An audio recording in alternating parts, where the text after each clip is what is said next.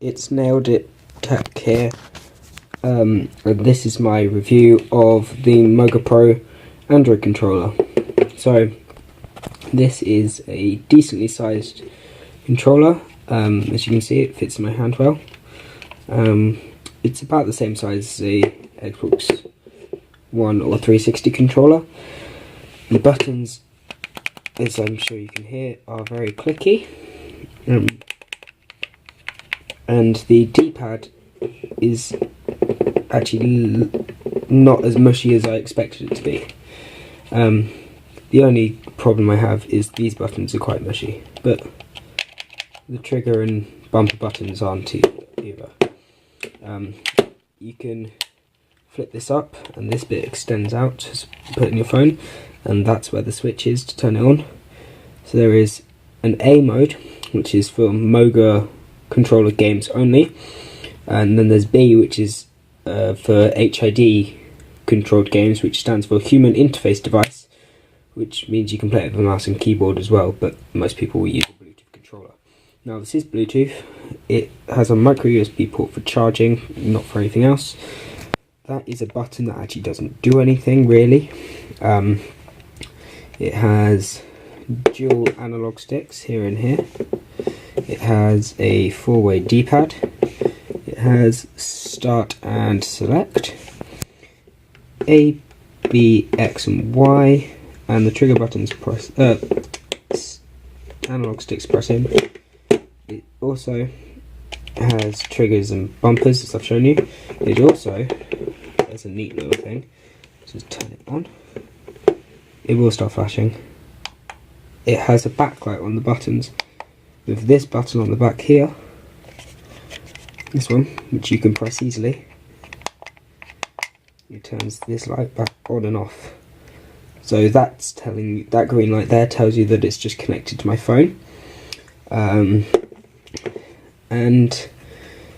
let me just turn it off.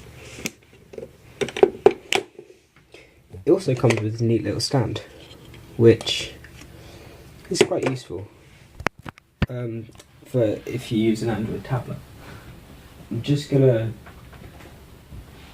get my iPad to show you what it looks like with a tablet on the stand. And then that's an iPad mini, by the way, to show you roughly the size. So a standard 7-inch tablet, it's a little bit smaller than it. And for more size, here's an extra Steam controller, and there's an extra NVIDIA Shield. So let's put those away, and let's get into some gameplay. The first thing I'm going to show you is that you can control your home screen with the controller. So as you can see, I'm moving it up, it moves up to the thing.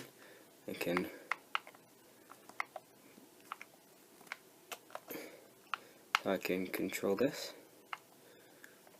So I can go into all my settings.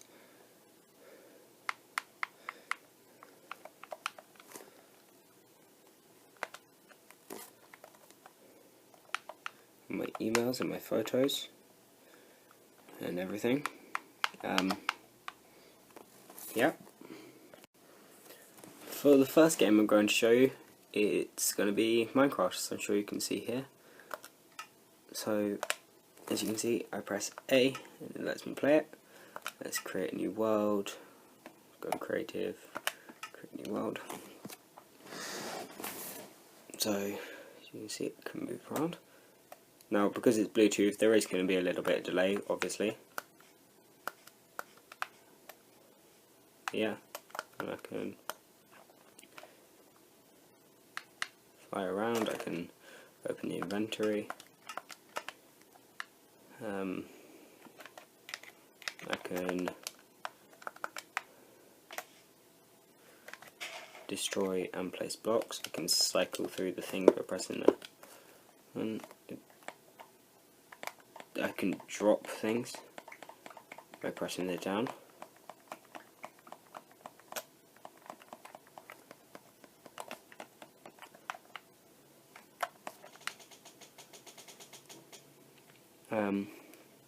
So yeah, as you can see, all the controls work.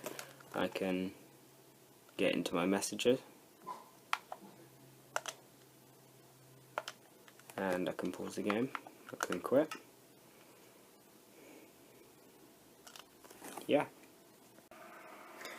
The second game I'm going to show you is Dead Trigger, and this doesn't have full controller support, so you do actually have to press the screen. Click play.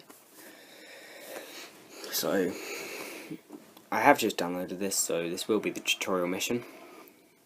I think. I believe this controller works with Windows, but I wouldn't try it if I were you. Because it's sketchy unless you use something like Joy to Key, that program.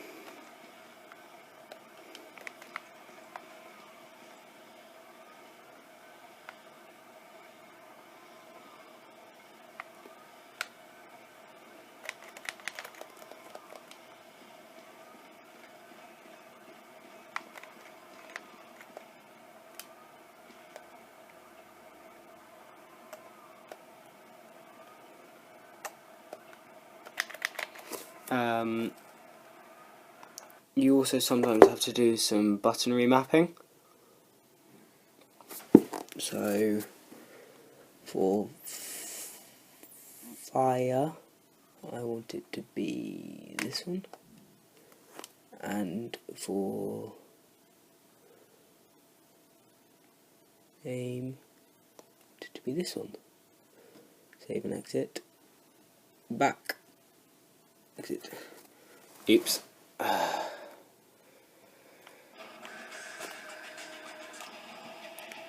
I will do that again.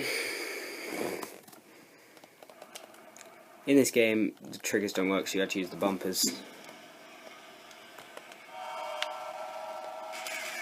See?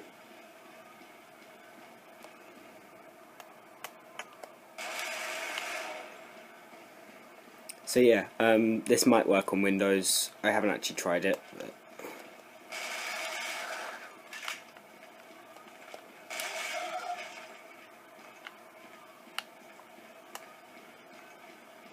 But as you can see, the controller works fine.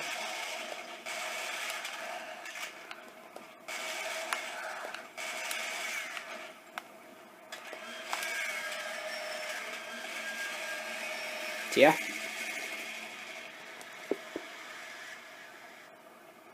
And as you can see, I'm using the stand here to hold up my phone.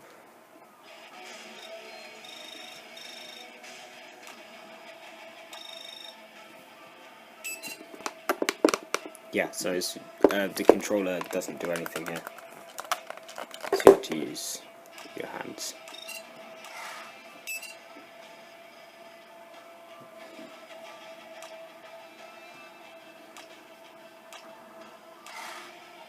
Review for the Moga Pro Android gaming controller. Don't forget to leave a like, a comment, and if you're new here, don't forget to subscribe.